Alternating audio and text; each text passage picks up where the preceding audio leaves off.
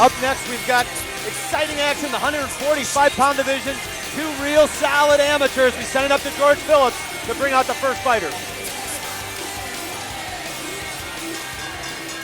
Ladies and gentlemen, our next bout of the evening is scheduled for three-minute rounds and takes place in the 145-pound weight division. This bout is being brought to you by Intimidation Clothing. Introducing your combatants. First, fighting out of the blue corner, please welcome Russ Brletrick. Russ Brletrick heads out from the Mat Factory Lower Burrell, as their name describes. Mat Factory, known for their wrestling. Known for the wrestling indeed out of the Mat Factory. 8-5, nothing to slouch on. That is a huge amateur record. I don't even know if there's anybody on the card to match those numbers as a professional.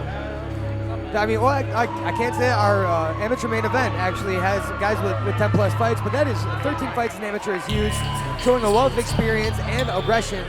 Russ Brletrick coming in looking to take on Jake Schilling, sitting at 4-1, fighting out of Fight Club Pittsburgh. Brletrick, as we mentioned, the wrestling, trained with Dom Rosada. We talk to him about what's changed since his last fight. He says his wrestling has gotten a lot better. Also on his ledger, lost to Mark Jericho. And he said at times he thought he could beat Jericho, so that 8-3 record with actually, yeah, 2 losses to Mark Jericho. You take off the Pride of Bloomfield, and we're looking at an 8-1 fighter. So this guy has big things going on for himself here in the featherweight division, bantamweight division. He's a very, very aggressive fighter. A good matchup for a guy like Jacob Schilling, who wants to come out and also be aggressive. Interesting. If he wants to win this fight, I think he's going to need to throw some counter punches here against Jacob Schilling. You know, he has a long layoff after the second loss that Jericho had said, and it destroyed him mentally. He took another fight after that, and while he won, he said his heart wasn't there for the king. He now comes back with a revived passion, a renewed passion for the sport. A new gym. And absolutely, that'll help you out. I can empathize with that. There are times when you're just sick of seeing the same 4 walls, you don't want to train anymore, and it gets to a point where you just frankly hate MMA. To take time away where you miss it again, that is key. We'll set it up to George Phillips to bring out Brletrick's opponent. His opponent, fighting out of the red corner, please welcome Jake Schilling. That's called a crowd pop, and the reason for that is the gym of Jake Schilling, Fight Club Pittsburgh, right around the corner. One of 4 featherweights fighting tonight from Fight Club Pittsburgh, which is just an absolutely crazy stat. And they actually have more featherweights and bantamweights on deck that aren't fighting tonight. Guys like Justin Steve, Cody Garbrandt. We look at the tail of the tape here. The big numbers you want to look at, the experience advantage for Russ Brletrick, 13 fights to Jake Schilling's 5. Also, Jake Schilling just 19 years old, Russ Brletrick 30 years old, and Brletrick with a 4-inch height advantage here, 6 feet to Jake Schilling's 5'8". Jake Schilling going to want to throw punches and bunches here, which is what we always see him doing. He's going to come out and pop his jab, has a great jab, and something I always say is I wouldn't be surprised to see him one day knock somebody out with his jab. I don't know if it's going to be tonight, but maybe someday. Now, normally, David, I would say that being 19 years old could be a bit of a disadvantage against the experience and I would say maturity and wisdom of somebody that's a 30-year-old or, even like 25 and up. But this kid has a wealth of experience to himself. I mean, don't let the age fool you. 4-1 is a grown man in amateur MMA. I don't care who you are.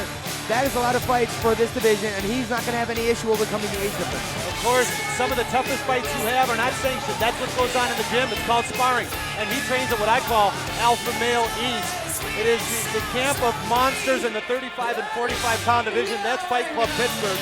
So when you're going up against Kama Worthy, Mark Jericho, Justin Hawksteve, Cody Garbrandt, the list goes on and on. Anthony Turnell right there in the corner. Iron sharpens iron, boys, and you've got a very mature 19-year-old right there. And something that I love about the mindset of Jake Schilling is Pinnacle commentators have told me he will literally fight anyone, and tonight that anyone is Russ Brletrick. Ladies and gentlemen, our next bout of the evening is scheduled for three-minute rounds and takes place in the 145-pound weight division. Brought to you by Intimidation Clothing. Your referee in charge of the action is Chip Snyder. Introducing your combatants. First, fighting out of the blue corner, This mixed martial artist standing 6 feet tall and weighing at 144 pounds. 13 MMA contests, 8 victories against 5 defeats. Representing the Mat Factory, he hails from Lower Burrell, Pennsylvania. Please welcome Russ Brletrick. His opponent across the cage to my right, fighting out of the red corner. This mixed martial artist stands 5 feet 8 inches tall and weighed in at 146 pounds. 5 MMA bouts, 4 victories against 1 defeat. Representing Fight Club Pittsburgh, he hails from the Steel City of Pittsburgh, Pennsylvania. Please welcome Jake Schilling. You know, if I had to make an MMA doll, I think it'd be looking like Jake Schilling. He's just like the prototypical fighter face and body. Jake Schilling in the red trunks from Fight Club Pittsburgh. Russ Brletrick, black trunks, Mat Factory. Ryan Kavanaugh, Kyle Rozeski, Dave McKinney. Fighters touch gloves. We're underway. Body shot there lands from Brletrick. Both fighters exchanging jabs early on. See that left jab that you've talked about so much with Jake Schilling. Well, you'll notice Schilling sits down in his punches. More of the weight's on his back foot, whereas Brletrick seems to be heavy on the front. Heavy on the front, which would make him more susceptible to the takedown. Right on cue, Jake Schilling gets a single leg. That's that karate style that a lot of guys, from the Mat Factory, maybe he learned. Dominic Mazada's kind of that same style. Very easily moves into side mount, landing some lefts, and there you go. Brletrick gets him back into half. This is something we saw from Schilling in the last fight. Using his wrestling. Obviously, has a wrestling background, but kind of fell in love with striking because he was very successful with it early in his career. I think we've seen his growth as a fighter here now, using his wrestling, mixing all the aspects of the MMA game together. Despite having a heavy stand-up background myself, I like watching the wrestling style of Schilling because he's one of the more active guys on top. Look at him here, just ground and pound 101, moving from position to position, keeping his hips in a proper, stable. I mean, he's just throwing leather now, and Brletrick is eating it. Staying heavy on Brletrick, landing a play. One thing about his style, ground and pound, he doesn't posture all the way up. Exactly. Just enough to start throwing compact punches, and he's had success. Body, back up to the head. Schilling all over Brletrick early in this fight. Again, and I think that's a testament to his experience. He's absolutely working at throwing powerful shots, but never getting in a bad spot where he can be swept. And Brletrick, his biggest problem here is he's not controlling the posture of Schilling. He really is just trying to shrimp out here. But he's not doing a really that great of a job of it, and as Schilling passes there again to side control.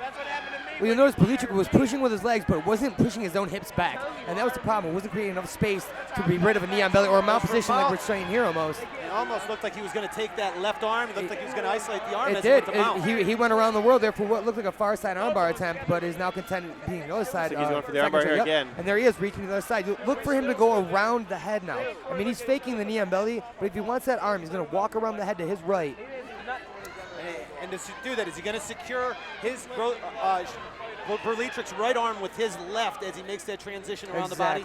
And you saw just something beautiful there. His hips turned over as he was in side control, and now he's back in half guard, posturing up, throwing a couple of big shots. Watching this fight, Brletrick has to feel he's in a confined space and he just hit a hornet's nest. Because no matter where he goes, they keep coming on top of him, and Schilling is giving him zero space to move or breathe. Fighting a good wrestler who's active on top like this is like fighting in an elevator or a phone booth. I mean, as much as you want to strike, you can't. This is a tall guy on the bottom, too. He's looking, oh, wow. Now Schilling has his back. Schilling with both hooks in, but we only have 11 seconds left in the round here. Might be looking for a rear naked Jericho here. Inside 10 seconds. I don't think he's going to fish it now. Armbar. Yep, transition to the armbar. Looking for a belly down armbar here, and I don't think he's got time to work. Brletrick is going to see the second round, but one full round of domination by Jake Schilling. If there had been more damage done and Brletrick maybe stood up with some blood, that could very well be construed as a 10-8 round. He didn't land anything on the ground. There were very few strikes on the feet, but then he immediately saw the mat. It was all defense there for Brletrick. I don't think, if a guy actually is having decent defense, normally a 10-8 round is if a guy is getting beat up and isn't defending himself. Of course, I think most of the time if you have a 10-8 round, the fight should be pretty close to being stopped. Take a look at Schilling, and Dave, I ask you, what does Grossman need to do in this second round to change his luck around? Or Brletrick. Brletrick, I'm sorry. He needs to keep this fight on his feet. He needs to not end up on his back. Keep the fight on his feet, use the angle, step off, and stay off of his back foot, that's not something that I don't think he's going to be able to fix in 90 seconds in between rounds. And perhaps try to send a message between rounds. Brletrick, foregoing the stool, decided to stand the entire break here, and I don't know if he's trying to tell Schilling that I have more energy, or if it's maybe something he's not used to doing. But he opted not to sit down. Jake Schilling looks like he just woke up. He doesn't look like he just fought 5 minutes. He's in excellent shape. And Schilling right away takes the center of the cage, shoots a double, and he looks like he's going to pick him up and takes Brletrick down. And I think the game plan of Jake Schilling coming into this fight was very obvious. Schilling taking his back again here. It looks almost taking his back. Brletrick looking to get back to his feet. Brletrick will square up here, but he's going to go down shortly again. Yep, there it goes. Now, one thing I like that Schilling does is he does move across the legs, which gets you caught in the guard, but he never seems to end up in full guard. He's always going from side to half to side. And now one hook in deep for Schilling. Needs to get that left hook in as well. If he can push off the cage, he'll have the room to do such. Going to the backpack here is Brletrick trying to stand. And there it is. He gets through from the cage. He's got to get that left hook in. He needs to secure the lower half. Brletrick from this position as they stand up now, but he needed to put all of his weight, make Schilling carry his weight, which he wasn't doing. Schilling with another takedown. 3 takedowns in the first minute of the second round here. And Brletrick turning his head here, almost basically giving Schilling his back. Looks like he wants out of this fight. Well, I think he's actually giving Schilling his back now because, one, he's safest there. You're not going to get hit very much if the guy's concentrated on choking you. And 2, he's only went for the choke half-heartedly at the end of the round. I think he feels safe by giving his back up, honestly. Here's where he's taking most of the damage. When he's squared up, getting brought down again for what will be the 4th takedown if Schilling can secure it, and just eating shots from the guard position. And you're right, Schilling landed a couple punches on the way up for Brletrick this last time, but for the most part, Brletrick has prevented the damage to take place. However, not being real offensive here, and also not being able to take the sticky fighter Schilling and get him off of him. Well, you can see here, it doesn't look like he's very much trying to disengage. It seems like he's just trying to avoid the takedown. Schilling with his head a little bit low there. Kind of surprised Brletrick wasn't looking for a guillotine, as Brletrick once again trying to give Schilling his back, basically gift wrapping it here for him. Schilling not taking it though. Brletrick showed a moment of frustration as his corner, I'm sure, was shouting instruction, and he sort of threw his hands up as if he didn't know what to do or didn't have an answer for this kind of a swarm. And that was what I was going to say. In between rounds, coming into the second round, Brletrick almost looked kind of lost, like he didn't know what to do and didn't know how to solve this puzzle that is Jake Schilling. Schilling is tenacious, relentless. He drops for another double and he gets it. And there's the 5th takedown of the second round, and unless he finishes it here, I have to think Brletrick lost the second round of 3 here. Credit to Brletrick, though. He has not stopped moving, not stopped trying to get to his feet. Has the back again.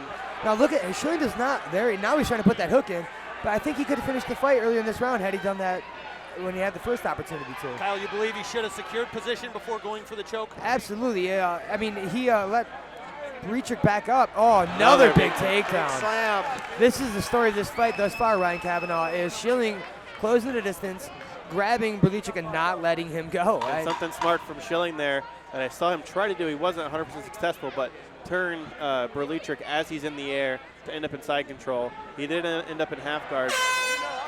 2 rounds in the books. Wash, rinse, and repeat. Jake Schilling taking down Russ Brletrick. Brletrick, to his credit, as I mentioned, never stopped fighting. But Kyle, I ask you this time, what can he do to change the momentum of the fight? He needs to commit less, I should say not commit less, but strike smarter, more efficiently. Stay longer with jabs. Every time he goes to throw or goes to defend a shot, he gives his hips up right here. You can see he's very much a stand-up guy with a background as his hips are always forward. It seems that his shoulders are behind his knees to such a degree that he's inviting the takedown. Jake Schilling, Dave, is this what you expected out of him? You know what I expected? Maybe a little bit more stand-up against a tough stand-up opponent like Russ Brletrick. But I think that they're fighting this fight smart. Something we didn't mention earlier. Both Pinnacle matchmakers, Dave Glick and Joe D'Amore, kind of hinted that there may be a title shot on the line in this fight. And maybe Schilling's taking that to heart. Maybe we'll see him go for broke if he gets this title shot. Maybe we'll see him in the next fight go for broke. You have a title shot or a #1 contender on the line. It means something.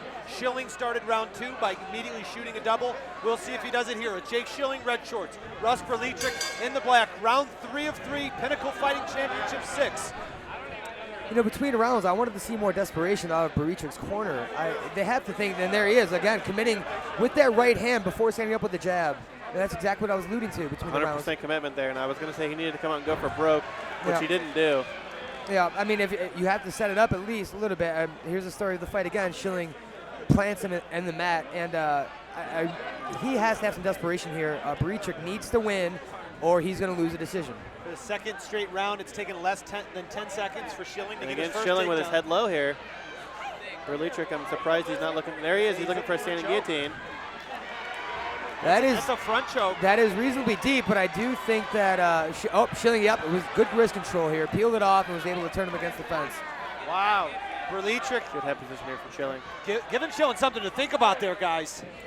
Now he's got that half-tie collar there. He should have been throwing some knees to the body, the taller Brletrick, but just finding himself absolutely in the thralls of one Jake Schilling, who is having his way here with the ground and the takedowns.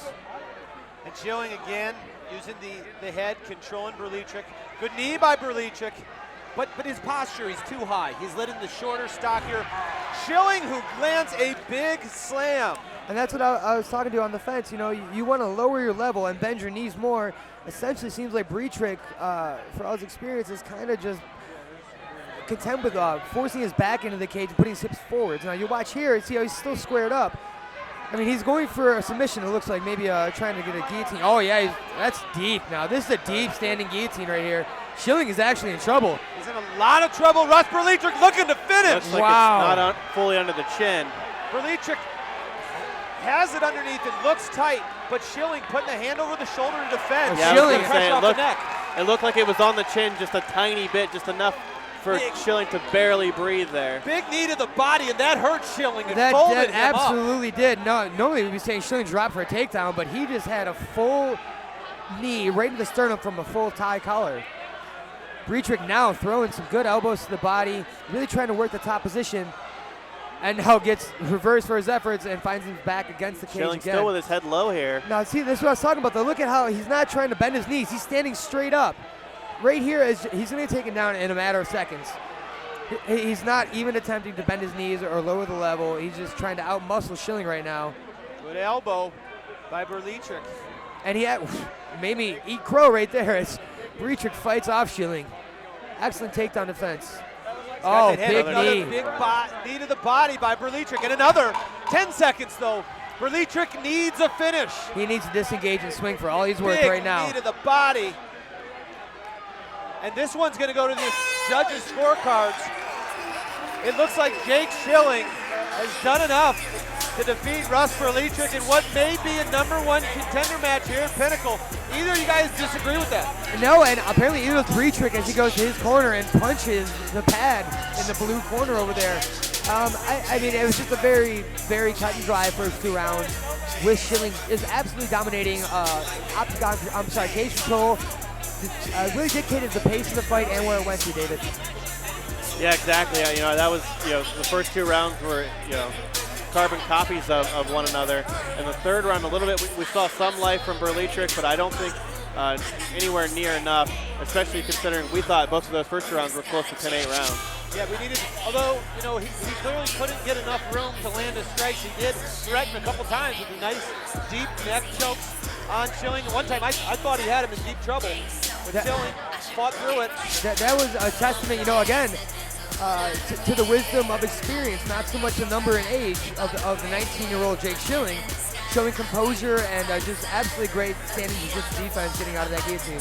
I think we're going to see Schilling move up to 5-1 and maybe become the #1 contender for what will be a vacant title at the end of the night. Whoever wins it between Rich Canalina and Jarrell Hodge, one of those guys is going to vacate it and move to the professional ranks.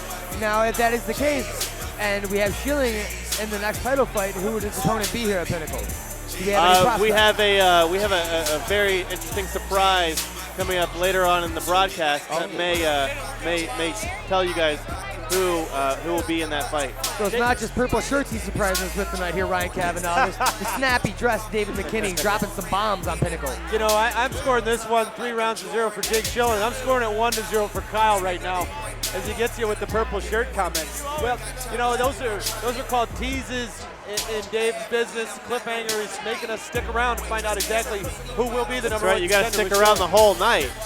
We send it up to George Phillips. The fighters are in. The judges' scorecards are in for the official decision. Ladies and gentlemen, before we go to the scorecards, a round of applause for a hard-fought 145-pound weight division contest. The final bell has rung and your judges have spoken. Judges Kruska and Rogers saw 29-28. Judge Lepezic saw 30-27 for your winner by unanimous decision in the red corner, representing Fight Club Pittsburgh, Jake Schilling. Jake Schilling picks up the victory. He moves to 5-1.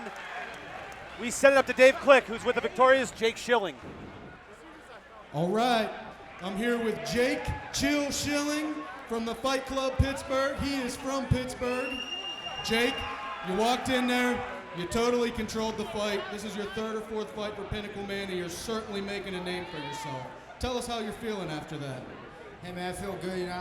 I don't think it's my best performance, but hey, they can't all be perfect, you know. Came in there, I knew he was a striker and he had distance and length on me, so I figured why take a chance getting hit, you know what I mean? I'm ugly as it is now, so, but I figured I'd just take him down and control the fight and get the win, you know. I speak for myself in the crowd where I think it was a great performance. I don't think you have anything to be upset about that. Anyone you'd like to thank? Yeah, I would really like to thank my the Lamar crew out there, my work. There you are out there. Hey man, I just appreciate the job I get every day, you know what I mean? It's a blessing. I want to say thanks to my mom and dad, you know, for supporting me. My sister Chelsea coming in. You know, it's not every day that someone comes in to watch you fight, and my sister has done that, so I really have respect for her. And my coaches, everybody down Fight Club Pittsburgh, all that training we've been putting in to get to where I'm at. All right, so in our 145-pound title bout tonight, we have Rich, the Raging Bull Cantilena, and he will be taking on Rel Hodge from Evolve MMA. Both these guys are going to be turning pro, win, lose, or draw after this fight. You are the man that we want to fight for our 145-pound title in July. Ethan Goss is the other guy we want to have fight for our 145 featherweight title in July. So we'd like to get a couple snapshots of you guys mean mugging each other.